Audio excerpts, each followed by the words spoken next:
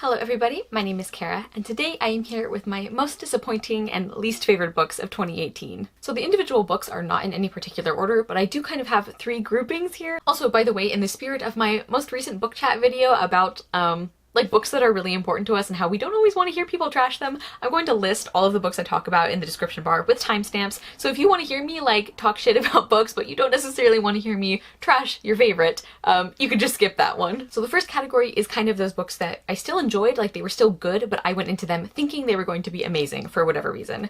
And the first one is Heart's Blood by Juliet Marillier. One of my favorite fairy tale retellings of all time is Wildwood Dancing by Juliet Marillier, so I went in with pretty high expectations to this one, especially because there were so many elements where I thought I would love it. I knew it was a Beauty and the Beast retelling with kind of Celtic influences, which I tend to really enjoy, and I know a lot of people consider this one of their favorite fairy tale books. The start was a little slow, but once we got into the actual main part of the story, I was loving it. I was flying through this book. I was completely invested. I loved the characters. I loved the romantic relationship, the world building, the writing, everything about it was working for me. And then we start getting near the end, and there were a couple of reveals that I thought were... I just didn't like how they were done. I thought it reflected really badly on the main character. I found myself not caring about the romantic relationship anymore, and to top it all off, the book ended with some tropes that I really just personally do not like at all. So I still liked this book, but it ended up being a huge disappointment considering that I was expecting to absolutely fall in love with it. Next I have To Kill a Kingdom by Alexandra Christo, and this is another fairy tale retelling. It's a Little Mermaid kind of dark twist is what it was supposed to be, and there's Lyra, I think was her name, who is the queen, the princess of the sirens, and she takes the hearts of princes, and then the prince was a siren hunter and he was a pirate and all this stuff. And this was one of the books that convinced me pirates are just not for me. I love mermaid stories, and I've actually read a couple of really good ones and a lot of really bad ones, but pirates are just not my thing. I actually buddy read this book with Amy from Blonde and Bookish, and we both kind of felt similarly about this one, that it just ended up being disappointing in some of the way that the character development was done, and the plot kind of went some directions that we didn't really enjoy. So this was another one that was super hyped up, and I just wasn't that invested in it. The last one in this, it was good but not great category, is a really unpopular opinion, I think, and that was Children of Blood and Bone by Tomi Adiyemi. I think I would still have had problems with this book if it hadn't been so hyped up, but I do think in this case the hype was a big part of the reason I was let down by this book. This book had such an amazing publicity campaign. People were praising this book to the skies months and months and months before it came out, way before arcs were usually released, I think. So by the time I got around to actually reading it, it almost wasn't the book's fault. There was no way it could live up to this praise, and unfortunately it didn't. I think it would have helped if I had even come across one or two slightly critical reviews. Maybe they said they absolutely loved it, but there was this one character thing, or there was this one aspect of the writing they didn't like, or whatever. I think that would have made a huge difference, because as it was, I went into it expecting it to be a flawless novel, which was maybe not fair of me to expect that, but that's kind of what I was thinking based on all of the praise I'd heard about this book. I literally cannot tell you a single negative opinion about this book before I went into it. And now after it's been released, I've heard a couple people who kind of agree with me, but I just felt that some of the characterization was really inconsistent. The romantic relationship felt very unnecessary. The book was incredibly overwritten. It was more than 500 pages, and it absolutely did not need to be. I did really love the world building and the core of the story itself, and there were a couple of characters who I really grew to enjoy, and I felt like their development was done really well. The Princess Amani? I don't even remember her name. I did really like her. I might read the second in the series, but I'm kind of dreading it because this book was kind of a slog for me to get through a lot of times, and that was really disappointing because I thought I was gonna love it. And this is not taking anything away from the necessity of having fantasy stories that are influenced by different cultures other than kind of European. I absolutely loved that setting aspect, and I understand it's such an important book for so many people. I think I just went into it with the wrong expectations. The next group of books are kind of a combination of disappointing and also just I did not enjoy the experience at all. These are going to be books where my expectations did play a role, but it's not even I can say, well, it was good but not great. I don't even think these books were good. And the first one for that is actually a reread, and that was Jessica's Guide to Dating on the Dark Side by Beth Fantaskey. I have a whole review and kind of rant video where I break down exactly all of the things I hated about this book, so I will link that down below in case you're interested. But I really did not enjoy this. I remembered reading this a few years ago and finding it a really kind of cute paranormal romance, and unfortunately this time I could not stand most of it. The characters were very flat. The relationship was incredibly unhealthy. There were a couple of bits of humor throughout the book that I did enjoy, which is why I didn't end up giving it like a 1-star rating. But it's one of those books where looking back, I'm like, why did I even enjoy this the first time I read it? So yeah, do not recommend that one. Next, I have Prisoner of Night and Fog by Anne Blankman. This is the first in a historical fiction duology, and I went into this expecting to enjoy it. I really like historical fiction, and I have heard amazing things about these books from people who I really trust their opinions on historical fiction. And I really, really didn't like this. We follow a main character who has grown up in like very embedded in the Nazi party in Germany. This is set during World War II, and she has kind of grown up thinking that they are right, you know, they're the good guys. And she's so close to Adolf Hitler that she calls him Uncle Dolph. He's like a family friend. And she starts to realize that the Nazi party are actually terrible people, and that the party may have actually had something to do with her father's mysterious death, in addition to all these other terrible things that they're clearly doing. So she sort of goes on this mission to figure that out, along with a Jewish reporter named Daniel, and they fall in love. And yeah, so many things about this didn't work for me. I don't think the romantic relationship was done very well. I don't think we got to see enough of these two characters getting to know each other before they were apparently very deeply in love. There was also a really disturbing animal death scene that happened for basically no reason. It was just supposed to shock us, and I think the fact that it was a pet cat who died rather than a pet dog is the reason that I have literally never heard a single person mention it, because we don't warn about other animals the same way we do dogs, which, like, I have nothing against dogs. I love dogs, but I just feel like there's kind of a double standard there that really bothers me. But anyway, setting aside that, I didn't really like the writing, and I don't think the plot was very well executed either. But at the same time, it was like the characters would change to suit the plot at the drop of a hat. Like, there was no consistent characterization. Overall, I do not recommend this book at all. And next in this category, we have the Grisha trilogy by Leigh Bardugo. Again, I have a full spoiler-free review that also has a rant that does have spoilers, so whatever you're looking for, there's something in that video for you. I will link that as well. I absolutely hated this series, and this is again like kind of a combination of my expectations and the book series itself. Everyone praises Leigh Bardugo to the skies, and I did know that this series is not considered as good as her later works, but I went in at least expecting it to be decent, and it wasn't. Like, I hated this series so much. Oh my gosh. Like, it shouldn't have taken me this long to read the books because they're not incredibly long, but wow, it was a painful experience. Alina Starkov is the most frustratingly bland and yet stupid and yet overpowered character I have ever read about in my life. I don't understand how she can be all of these irritating things at the same time, because you'd think they would cancel each other out, but no, she's just that good. She's awful. Mal was a piece of shit, and I want terrible things to happen to him. I cannot get on board for him just existing in this book. He treated Alina badly. I don't even like Alina, and I'm like, girl, you can do better. He was just awful. I did like a couple of the side characters. Like, I would read an entire novel about Zoya and Genya kicking ass and taking names, because Alina does not.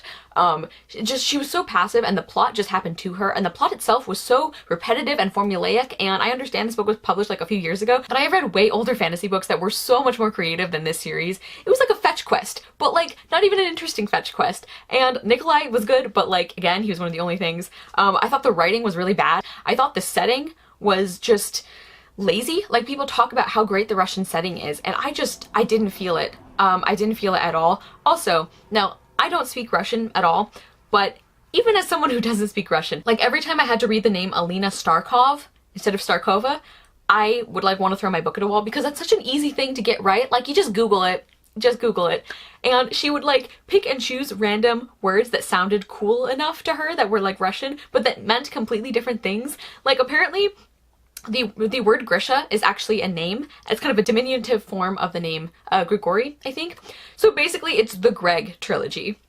And I just, like, I hated this series so much. Like, I am planning to read Six of Crows, and I've heard it so much better, but I'm just, like, super bitter about the fact that this series sucked so much. So I'm, like, not even excited about getting to it, and I went off on much more of a rant than I meant to for that series. We're not even into my, like, top least favorite books of the year, so sorry about that. The next book I have is The Hollow Kingdom by Clare B. Dunkle. This was a buddy read with my friend Giselle from Giselle Bradley, and I really enjoyed talking about this book with her. We had kind of similar opinions, I think. I thought this was going to be so amazing, and it was one of my least favorite books of the year. By the way, we are into this section of, like, I really hated these books. Not to say that, like, you have to hate them, but I'm saying, like, there are few, if any, redeeming factors about these these final 4 books I'm going to talk about here. So this had like one of the most toxic and abusive relationships I think I've ever come across, and I thought it was going to be set up as like a Beauty and the Beast retelling where it, like, the reason people enjoy the Beauty and the Beast story is that the Beast character also has to change. It's not like Belle thinks she can change him and she can fix him, and that's where their relationship comes from. It's like, until he starts becoming a better person, she has no interest in him. And that is not what happened in this book at all. There was also like a weird plot thing at the end where it's like the author suddenly couldn't decide how to end the book, so she just threw in a ton of like animal abuse and like murder and like people being like tortured, and it was super weird and made no sense. Yeah, it was just like incredibly disturbing, and this book made me so uncomfortable. I actually did a full review and rant on this one as well. I think it was one of the first rant reviews I did, so again, link below, but I hated it. Next, we are throwing it way back to, I think, the beginning of the year. I think this was like one of the first books I read of the year. And that was The Sin Eater's Daughter by Melinda Salisbury. Where do I even begin? I've complained about this book a few times in like book tags and things like that, but the main character was so frustrating and bland, and the romance sucked. I don't understand why the romance happened, and it's like the author tried to throw in all of these, kind of like the last one I talked about, like all of these plot twists at the last second to like make us care, but by that point it was too late. Like, I already didn't like the book. I like can't even remember the main female character's name at this point because she was so forgettable. There was also this like random attempted incest subplot that I still don't understand why that was there. It just felt really unnecessary, and I didn't like the characterization. Like, the main character was so whiny, and she would like complain about how she didn't have a choice about anything, like, which is valid, but my issue with that is that anytime she did get the opportunity to make a decision, she did nothing. Like, she had no dreams about what she wanted to do. It was like she had like no opinions about things except like sad and like moping. Like, that was just the extent of her characterization. Yeah, it was bad. The next book I'm going to talk about is actually the last book I read in 2018 and ended up being one of my least favorites of the year. And that was Not the Girls You're Looking For by Aminah Safi. I'll actually link the wrap-up down below where I talked about that book because I go into a lot of detail there about what I didn't like. But basically, I thought from the description of this book we were going to get a really great character study almost of this girl who's really exuberant and outgoing and fun, but she kind of gets in trouble, you know, and I thought it was going to be about her realizing that she can be true to herself as a person while also taking into consideration how her actions affect other people. And I really like stories like that. I really like stories about characters who realize that they don't have to necessarily change who they are in order to be compassionate towards other people. So I was really excited for this, and this book failed on every level for me. I found Lulu, the main character, to just be incredibly cruel and unlikable for no apparent reason. It wasn't like we were developing her character at all. It wasn't even like we got an explanation for why she was the way she was. It was like she would be so despicably mean to people who she was supposed to really care about, and like the book is trying to make us think that she really cared about them, but she didn't act like it. And the female friend group was awful. They were just the most catty and hateful people towards each other. Like, it was like the worst stereotype of girl friendship groups. I could not get on board for it. And it was so weird because the book kept trying to convince us that they were really close friends and that we should care about them getting back together because they kind of have this friendship breakup thing.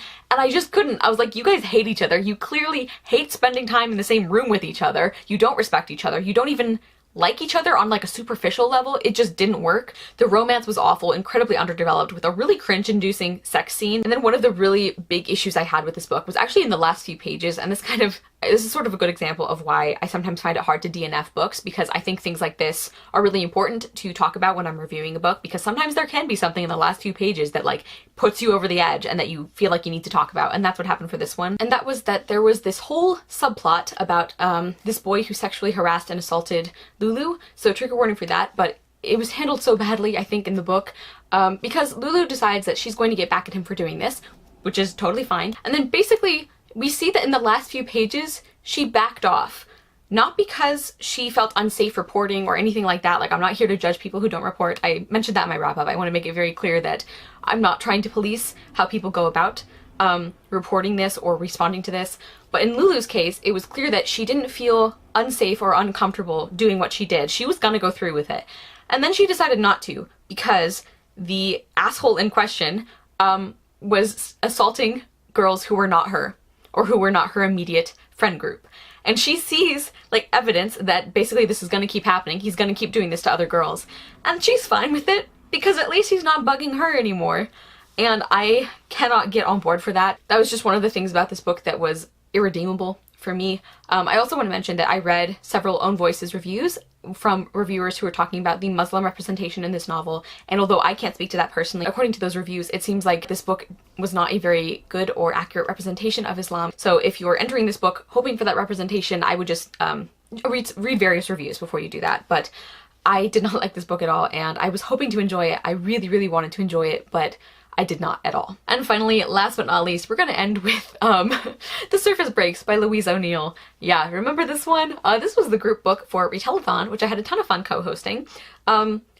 Basically none of us, like none of the hosts, I think, enjoyed this book at all. I do know some people really liked it. It really worked for them, which is great. But for me personally, I feel like this like so-called feminist retelling of The Little Mermaid was not feminist at all, because I don't think you can just duplicate sexism and call that social commentary. Like, I think you actually have to do it for a purpose. Not saying that you have to completely fix all of those problems in your novel, but like, I do think that there is a difference. I think you can tell when you're reading a book that is actually working towards doing something about the problem versus just showing it again. It's like we see so much sexual abuse and sexual harassment and like rape culture in this book, but as opposed to Louise O'Neill's other book I've read, Asking for It, The Surface Breaks really does nothing with that portrayal.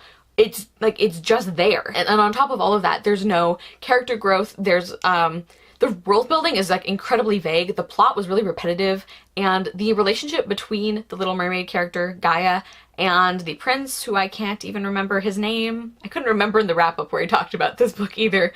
Their relationship was like even less convincing than I think it usually is in Little Mermaid retellings. I just feel like this book was incredibly disappointing. I think it could even be harmful for people who are thinking that this is like what feminism is. Like, this book is not what feminism is or what it should be, and I just really, really didn't enjoy it. Unfortunately, it did not live up to that stunning cover. Okay, everybody, so that was my combined most disappointing and least favorite books of 2018.